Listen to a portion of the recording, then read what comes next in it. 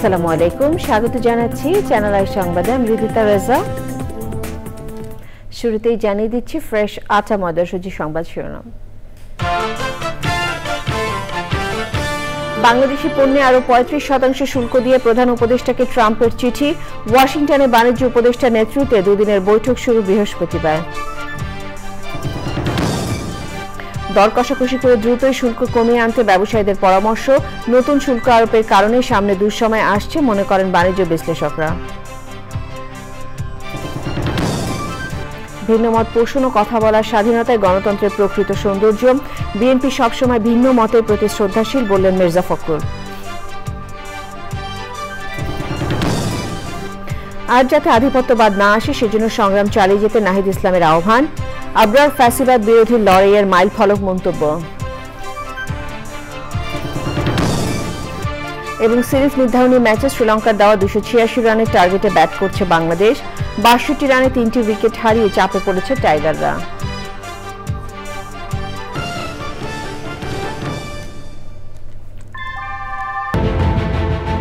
Primacy in build.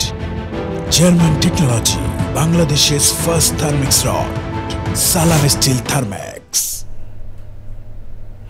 সংবাদ শিরোনামগুলো জানাচ্ছিলাম। এখনকার এই সংবাদ আয়োজন একই সঙ্গে চ্যানেলের ইউটিউব চ্যানেল এবং চ্যানেলের ওটিটি প্ল্যাটফর্ম আইস্ক্রিনে লাইভ স্ট্রিম হচ্ছে। যুক্তরাষ্ট্রে পাঠানো বাংলাদেশের সব ধরনের পণ্যের উপর আরো ৩৫% শুল্ক আরোপ করেছেন মার্কিন প্রেসিডেন্ট ডোনাল্ড ট্রাম্প, যা ১ আগস্ট থেকে কার্যকর হবে। এই তথ্য জানিয়ে অন্তর্বর্তী সরকারের প্রধান উপদেষ্টা ডক্টর মোহাম্মদ ইউনূসের কাছে আনুষ্ঠানিক চিঠি পাঠিয়েছেন মার্কিন প্রেসিডেন্ট। বাণিজ্য মন্ত্রণালয় সহ সংশ্লিষ্টদের সাথে কথা বলে প্রধান উপদেষ্টা প্রেস উইং জানিয়েছে এ নিয়ে উদ্বিগ্ন হবার কিছুই নেই। মোসা মল্লিকের রিপোর্ট। মার্কিন প্রেসিডেন্ট ডোনাল্ড ট্রাম্প ঘোষণা দিয়েছেন বাংলাদেশের যেসব পণ্য যুক্তরাষ্ট্রে যায় তার উপর নতুন করে আরও ৩৫% শুল্ক দিতে হবে। বাংলাদেশের পাশাপাশি নতুন করে শুল্ক আরোপের তালিকায় রয়েছে জাপান ও সাউথ কোরিয়া সহ 14টি দেশ। And there will be approximately 12 other countries that will receive notifications and letters directly from the President of the United States. সব দেশকেই ব্যক্তিগতভাবে চিঠি পাঠিয়েছেন মার্কিন প্রেসিডেন্ট। সেসব চিঠি নিজের ট্রুথ সোশ্যাল অ্যাকাউন্টে প্রকাশ করেছেন তিনি। ট্রাম্প লিখেছেন, এই শুল্ক হার যুক্তরাষ্ট্রের সাথে বাংলাদেশের যে বাণিজ্য ঘাটতি ও বৈষম্য রয়েছে তা দূর করার জন্য প্রয়োজনের তুলনায় অনেক কম। নতুন এই শুল্ক বিদ্যমান শুল্কের সাথে অতিরিক্ত হিসেবে যোগ হবে। এমনকি ট্রান্সশিপমেন্টের মাধ্যমে পণ্য পাঠালেও এই হারে শুল্ক আরোপ করা হবে। চিঠিতে ট্রাম্প জানিয়েছেন, যেসব দেশের সাথে বাণিজ্য চুক্তি হবে না শুধু তাদের ক্ষেত্রেই ১ আগস্ট থেকে শুল্ক কার্যকর হবে। প্রধান উপদেষ্টা অধ্যাপক ডক্টর মোহাম্মদ ইউনূস মার্কিন প্রেসিডেন্ট ডোনাল্ড ট্রাম্পের চিঠি পেয়েছেন বলে জানিয়েছে প্রধান উপদেষ্টার প্রেস উইং। উপ প্রেস সচিব জানিয়েছেন, সরকারের উচ্চ পর্যায়ের প্রতিনিধি দল যুক্তরাষ্ট্র সফরে আছে। এসব বিষয়ে আলোচনা চলছে। আমরা চিঠিটা পেয়েছি, অনেকদিন ধরেই মার্কিন যুক্তরাষ্ট্রের সাথে আমাদের বাণিজ্য আলোচনা চলছে এবং সেই আলোচনা এই মুহূর্তে অ্যাডভান্স স্টেজে আছে। আমাদের বাণিজ্য উপদেষ্টা এই মুহূর্তে যুক্তরাষ্ট্রে আছেন, নিরাপত্তা উপদেষ্টা উনিও আছেন। উনি দীর্ঘদিন ধরে উনি যুক্তরাষ্ট্রে কাজ করছেন। সো যুক্তরাষ্ট্রের যে প্রশাসন তার সাথে তার একটা নিবিড় যোগাযোগ আগে থেকেই আছে। আমরা ওনার সেই যোগাযোগটাকে কাজে লাগানোর চেষ্টা করছি। তিনি বলেন, প্রধান উপদেষ্টার কার্যালয় ও বাণিজ্য মন্ত্রণালয় সহ সংশ্লিষ্টদের সাথে এরই মধ্যে আলোচনা হয়েছে। উদ্বেগের কারণ নেই। তার মানে জনাব আজাদ, আমাদের দর কষাকষির সুযোগ আছে, তাই তো? দর কষাকষি না, আলোচনা চলছে। এটা নিয়ে অনেকদিন ধরেই আলোচনা চলছে এবং আলোচনাটা একেবারে চূড়ান্ত পর্যায়ে আছে। ব্যবসায়ীদেরকে আতঙ্কগ্রস্ত হওয়ার আসলে কোনো কারণ নেই, আপনি এরকম কোনো মোটেও কোনো কারণ নেই। আমরা যে আলোচনাটা চলছে সেখানে অবশ্যই বাংলাদেশের স্বার্থটাকে সর্বোচ্চ প্রাধান্য দিয়ে আলোচনাটা করা হচ্ছে। ট্রাম্পের চিঠিতে আরও বলা হয়েছে, বাংলাদেশি কোম্পানিগুলো যদি যুক্তরাষ্ট্রেই পণ্য উৎপাদন করে তাহলে এই শুল্ক প্রযোজ্য হবে না। Mostafa Mallik, channel I, Dhaka. ট্রাম্পের শুল্কে খড়গ থেকে দেশের রফতানি বাণিজ্যকে বাঁচাতে সরকার যথেষ্ট আন্তরিকতার পরিচয় দেয়নি বলে মন্তব্য করেছেন তৈরি পোশাক খাতের নেতারা। বিজিএম এর এক সাবেক সভাপতি বলেছেন তারা ট্রাম্প প্রশাসনের সঙ্গে দর কষাকষিতে লবিস্ট নিয়োগের খরচ দিতে চেয়েছিলেন। সংগঠনটির বর্তমান সভাপতি বলেছেন শুল্ক হার কমাতে সরকার গত 3 মাসে কি করেছে তারা কিছুই জানেন না। বাণিজ্য বিশ্লেষকরা বলছেন 50% শুল্ক দিয়ে যুক্তরাষ্ট্রের বাজারে পণ্য পাঠানোর সক্ষমতা বাংলাদেশের নেই। রিজভি নওয়াজের রিপোর্ট। বাংলাদেশের পণ্যে প্রথমে 15-র সাথে যোগ করে 37% শুল্ক আরোপ করেছিল যুক্তরাষ্ট্র। নতুন করে মাত্র 2% কমিয়ে 35% করেছে। এখন বাংলাদেশের নির্দিষ্ট পণ্যে 50% শুল্ক আরোপ করা হয়েছে। বাণিজ্য ঘাটতি কমালে শুল্কও কমাতে পারে যুক্তরাষ্ট্র। এই জন্য বিমানের জন্য বোয়িং, সামরিক সরঞ্জাম, তুলা, গম, সয়াবিন সহ বিভিন্ন পণ্য আমদানি করে বাণিজ্য ঘাটতি কমাতে চায় বাংলাদেশ। দর কষাকষি করতে যুক্তরাষ্ট্র যাওয়ার আগে সাংবাদিকদের সাথে কথা বলেন বাণিজ্য সচিব। আমাদের কাছে তারা কিছু চেয়েছে, সেটা হলো শুল্ক কমানো পর্যায়ক্রমে, এবং শুল্ক, VAT, supplementary duty, regulatory duty, US ট্রেডটা বাংলাদেশে বাড়ানো তো দরকার। সেটা না বাড়ালে তো আসলে তারা আমাদেরকে কোনো ধরনের ছাড় দিবে না। কাজে আমরা আলাপ আলোচনা করে কিছু ছাড় তো দিতে সম্মত হতেই হবে। ফ্লাইট কেনার জন্য আমাদের কিছু আদেশ দেওয়ার কথা রয়েছে খুব শীঘ্রই। আমরা সেভাবে নেগোসিয়েশনও করেছি বোয়িংয়ের সাথে। এছাড়া তুলা আমদানিকে আমরা প্রমোট করব। আপনারা জানেন যে আমাদের মিলিটারি ইকুইপমেন্টেরও একটা বড় অংশ আসলে আমেরিকা থেকে প্রকিউর করা হয়। সে সমস্ত ক্ষেত্রটাও আমরা বিবেচনায় নিচ্ছি। ক্রয় সংক্রান্ত উপদেষ্টা পরিষদ কমিটির বৈঠক শেষে অর্থ উপদেষ্টা বলেন, বাণিজ্য ঘাটতি কম হওয়ার পরও বাংলাদেশের উপর যে পরিমাণ শুল্ক আরোপ করা হয়েছে তা অযৌক্তিক। 1-to-1 নেগোসিয়েশন হবে, সেজন্যই তো ইউএসটিআর সাথে কথা বলা। ভিয়েতনামের 125 বিলিয়ন, ওখানে কিন্তু ওরা মোটামুটি ওরা কনসেশন দিতে মানে ওদের রাজি হয়েছে। কিন্তু আমাদের এত কম ডেফিসিট, আমরা চেষ্টা করছি যে আমাদের এত কম ডেফিসিটে এত শুল্ক দেওয়ার তো কোনো জাস্টিফিকেশন থাকে না। শুল্ক না কমালে বাণিজ্যে প্রভাব পড়বে, তবে আলোচনার মাধ্যমে যুক্তরাষ্ট্রের কাছ থেকে শুল্ক সুবিধা নেওয়া যাবে বলে অর্থ উপদেষ্টার আশা। Rafiqul Bashar, Channel I, Dhaka. বাংলাদেশের গণতন্ত্রের চর্চা নিয়ে হতাশা ব্যক্ত করে বিএনপি মহাসচিব মির্জা ফখরুল ইসলাম আলমগীর বলেছেন, ভিন্নমত পোষণ ও কথা বলার স্বাধীনতায় গণতন্ত্রের প্রকৃত সৌন্দর্য।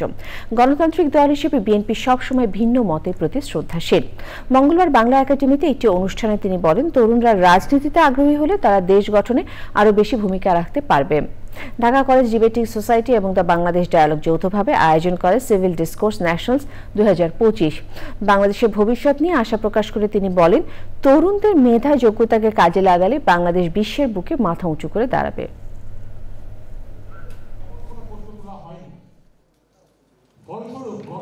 আমাদের ছেলেরা এখন আমাদের চেয়ে অনেক অনেক দূরে এগিয়ে গেছে, এবং আমি অত্যন্ত আশাবাদী হয়েছি যে অনেকে যে বলেন যে কিছু হবে না, এটা সঠিক নয়।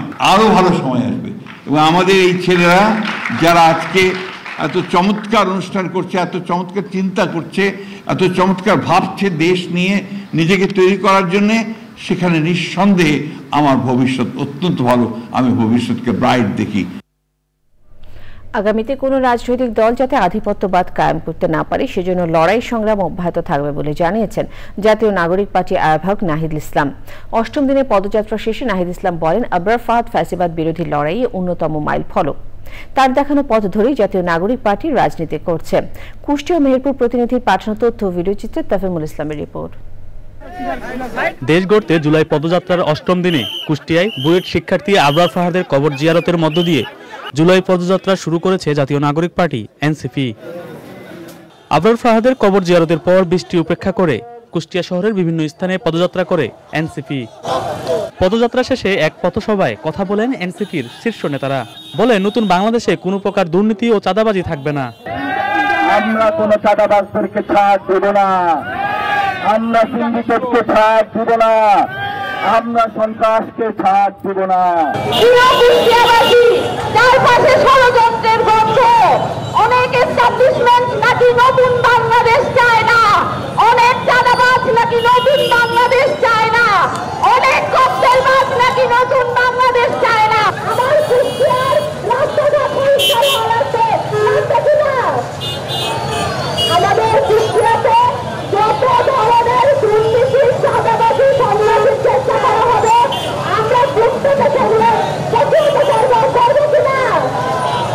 সমিতির আহ্বায়ক নাহিদ ইসলাম বলেন, ভারতীয় আগ্রাসন ও অধিপত্যবাদের বিরুদ্ধে লিখতে গিয়ে শহীদ হন আবরার ফাহাদ। তিনি বলেন, আবরার ফাহাদ এনসিপির অনুপ্রেরণা। আবার যদি কোন রাজনৈতিক দল কোন রাজনৈতিক পক্ষ সেই আধিপত্যবাদের প্রভাব হতে চায়, আমরা তার বিরুদ্ধে বেরোবো। বাংলাদেশের জনগণ তার বিরুদ্ধে প্রতিরোধ তৈরি করবে। কুষ্টিয়ায় পদযাত্রা শেষে মেহেরপুরের বিভিন্ন স্থানে পদযাত্রা করে এনসিপি, যার মাধ্যমে মাসব্যাপী এই যাত্রার 18 জেলায় পদযাত্রা ও পথসভা করেছে দলটি। তাফিমুল ইসলাম, চ্যানেল আই। বিদেশে পালিয়ে থাকা শেখ হাসিনা ও তার পরিবারের সদস্যদের সম্পদের তথ্য না পাওয়ায় অনুসন্ধান বিলম্বিত হচ্ছে বলে জানিয়েছেন দুদকের মহাপরিচালক। ব্রিফিংয়ে বলেছেন, আইনি সময়ের মধ্যে তদন্ত শেষ করার চেষ্টা করছে দুদক। এনামুল কবির উপমের রিপোর্ট। দুদক বলছে, শেখ পরিবারের বিরুদ্ধে দুর্নীতি ও মানি লন্ডারিংয়ের ডজনখানেক তথ্য অনুসন্ধান ও তদন্ত চলছে। তবে শেখ হাসিনা ও তার পরিবার সদস্যদের সম্পদের তথ্য উপাত্ত সংগ্রহ বিঘ্নিত হচ্ছে।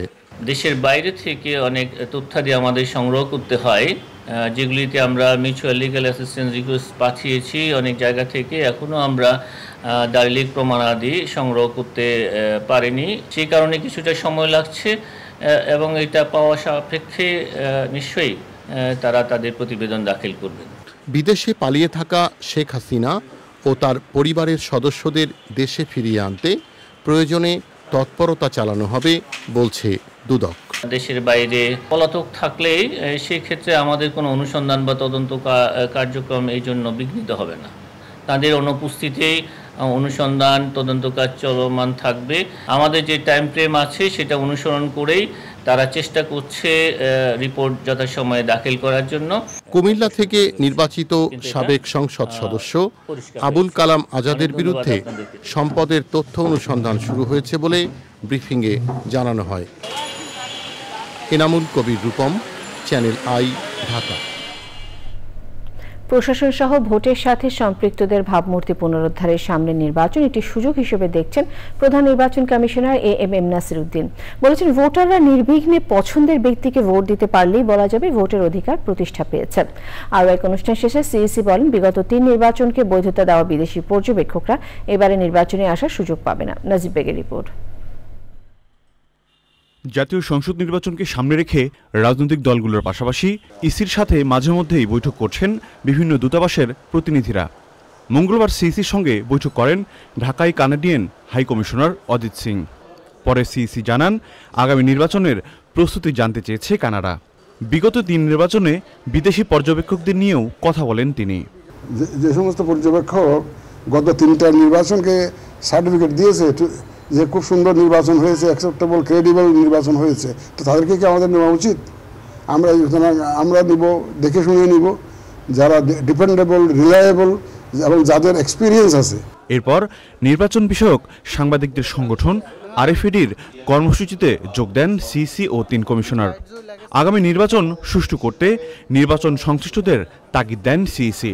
প্রশাসন ক্যাডারের তাদের যে ইমেজ যে ক্ষুণ্ণ হয়েছে, এদের ভাবমূর্তি সিরিয়াসলি এফেক্টেড হয়েছে, পুলিশের ভাবমূর্তি সিরিয়াসলি এফেক্টেড হয়েছে, আইনশৃঙ্খলা বাহিনীর ভাবমূর্তি সিরিয়াসলি এফেক্টেড হয়েছে। এই ভাবমূর্তি পুনরুদ্ধারের জন্য এইটাই হচ্ছে সুযোগ। যারা এই ইলেকশনের সাথে জড়িত থাকবেন তাদের কাছে করজোড়ে আবেদন জানাবো যে আপনারা মানুষের শ্রদ্ধা অর্জনের চেষ্টা করুন। সেই যে ভাবমূর্তি যেটা নষ্ট হয়েছে সেটার থেকে আপনারা উঠে আসুন। যথাসময়ে ভোটের তারিখ জানানো হবে বলেও জানান CEC. Najib beg, channel I, Dhaka. পরিবেশ, বন ও জলবায়ু পরিবর্তন উপদেষ্টা সৈয়দা রেজওয়ানা হাসান বলেছেন, হাওরকে সুরক্ষিত করতে যেতে হবে সুরক্ষা আদেশের কর্মকাণ্ডে। ঢাকা রিপোর্টার্স ইউনিটিতে হাওর সংকট ও সম্ভাবনা শীর্ষক সেমিনারে তিনি বলেন, হাওর বাঁধ সংক্রান্ত গাইডলাইন, হাওর প্ল্যান্টেশন, হাওর ট্যুরিজম নিয়ন্ত্রণে নেওয়া হচ্ছে মাস্টার প্ল্যান। সঞ্জিদা স্নিগ্ধার রিপোর্ট।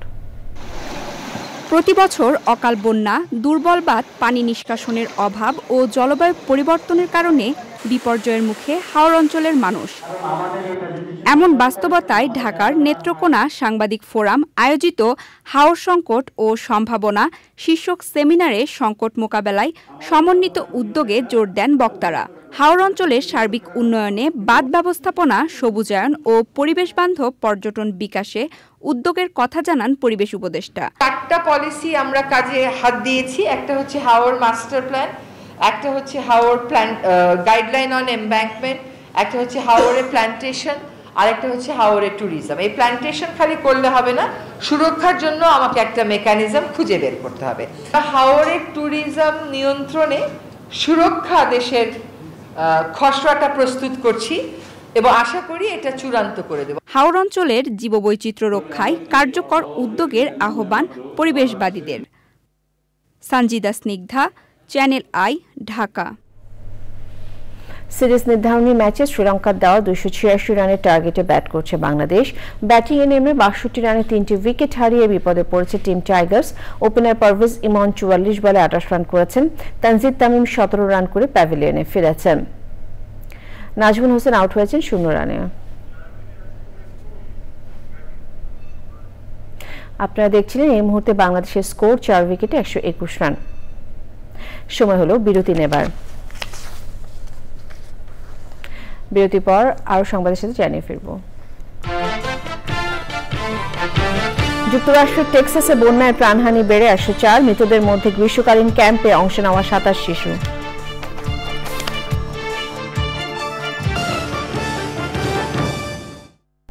রাজধানীর শাহবাগে শহীদ জুলাই স্মৃতি ফাউন্ডেশনের কার্যালয়ে তালা দিয়েছেন জুলাই অভ্যুত্থানে আহতরা। জুলাই স্মৃতি ফাউন্ডেশনের কর্মকর্তাদের সঙ্গে তর্কের এক পর্যায়ে তারা ফাউন্ডেশনের ভেতরে ভাঙচুর চালান। তাদের অভিযোগ, আর্থিক সহায়তা পাওয়ার প্রতিশ্রুতি থাকলেও তারা এখনও তা পাননি। টাকার অভাবে অনেকে চিকিৎসা করতে পারছেন না বলেও দাবি করেন তারা। আহতদের অভিযোগ, জুলাই স্মৃতি ফাউন্ডেশনের অর্থ সঠিকভাবে বণ্টন হয়নি।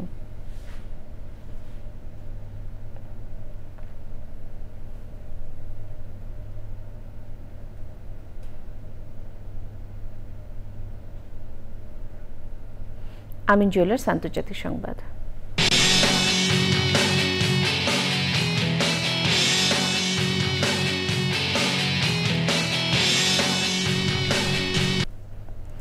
যুক্তরাষ্ট্রের টেক্সাসে বন্যায় মৃতের সংখ্যা বেড়ে দাঁড়িয়েছে 104 জনে।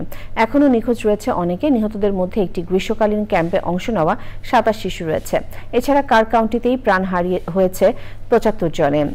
দেশের 20টিরও বেশি সংস্থা বন্যা পরিস্থিতিতে উদ্ধার অভিযানে কাজ করছে।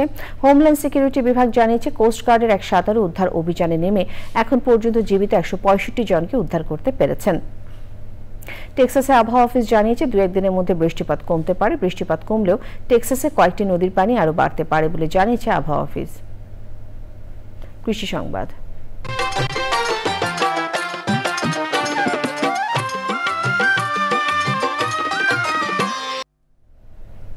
দ্বীপ জেলা ভোলায় দুগ্ধ শিল্পে নতুন এক দিগন্তের সূচনা হয়েছে।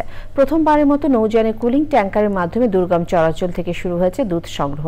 এতে কমেছে পরিবহনের সময়, নিরাপদ থাকছে দুধের গুণগত মান। এই উদ্যোগে সন্তুষ্ট খামারিরা। প্রকৃতি সংবাদ।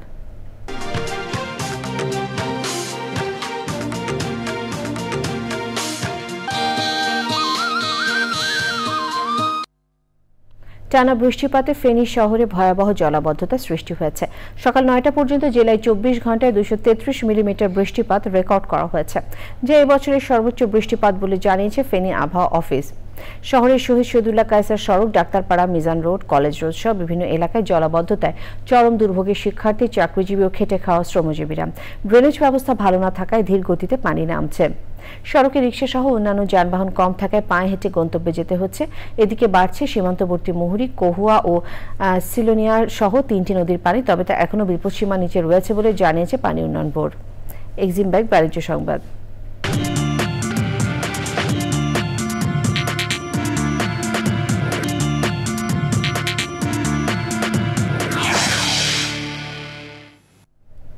রাজধানীতে জাবের এন্ড জুবাইর ফেব্রিক্স আয়োজন করেছে 16তম ফেব্রিক সপ্তাহ। প্রদর্শিত হচ্ছে 26-27 বর্ষের শরৎকালীন কালেকশন। 6 দিনের ফেব্রিক সপ্তাহে থাকছে ভবিষ্যৎমুখী 290টি ফেব্রিক কোয়ালিটি। এবারের প্রদর্শনীতে 100% পুনর্ব্যবহারযোগ্য পণ্য, পাট ও আনারস ফাইবার, লিনেন ও কলা ফাইবার পণ্যগুলো বিশেষভাবে গুরুত্ব পাচ্ছে। রাজধানী গুলশানের প্রতিষ্ঠানটি ডিজাইন স্টুডিওতে প্রদর্শনী শেষ হবে 13 জুলাই। খোলা থাকবে প্রতিদিন সকাল 10টা থেকে সন্ধ্যা 6টা পর্যন্ত। আবারও বিরতি নিচ্ছি, ফিরে এসে যা দেখবেন। বাংলাদেশ সফরে পাকিস্তান টি-20 দলে নিয়ে বাবর, রিজওয়ান, শাহিন আফ্রিদি, শাদাব খান। বিশ্বজুড়ে হোম অফ ক্রিকেটে প্রথম ম্যাচ।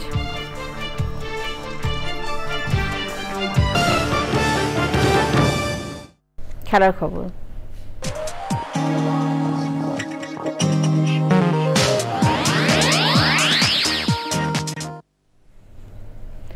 তিন ম্যাচে টি-20 সিরিজ খেলতে 16 জুলাই ঢাকা আসছে পাকিস্তান ক্রিকেট দল।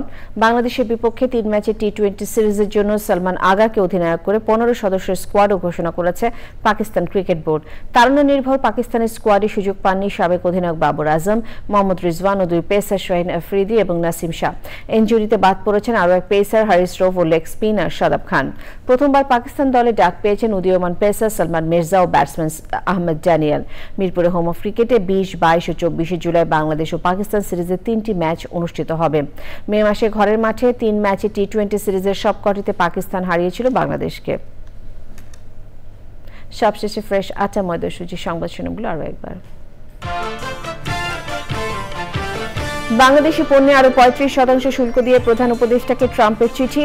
ওয়াশিংটনে বাণিজ্য উপদেষ্টার নেতৃত্বে দুদিনের বৈঠক শুরু বৃহস্পতিবার। দর কষাকষি করে দ্রুতই শুল্ক কমিয়ে আনতে ব্যবসায়ীদের পরামর্শ। নতুন শুল্ক আরোপের কারণে সামনে দুঃসময় আসছে মনে করেন বাণিজ্য বিশ্লেষকরা। ভিন্নমত পোষণ ও কথা বলার স্বাধীনতায় গণতন্ত্রের প্রকৃত সৌন্দর্য। বিএনপি সবসময় ভিন্ন মতের প্রতি শ্রদ্ধাশীল বললেন মির্জা ফখরুল।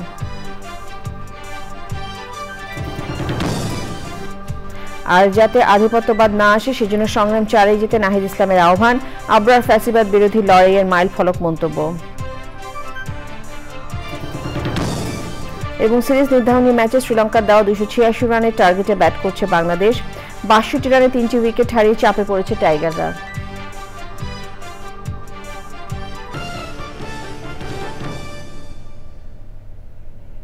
চ্যানেল আই সর্বশেষ সংবাদ জানতে ভিজিট করুন channelionline.com-এ। যুক্ত থাকুন আমাদের সোশ্যাল মিডিয়া প্ল্যাটফর্মগুলোর সাথে। শেষ করছি চ্যানেলের সংবাদ। ধন্যবাদ।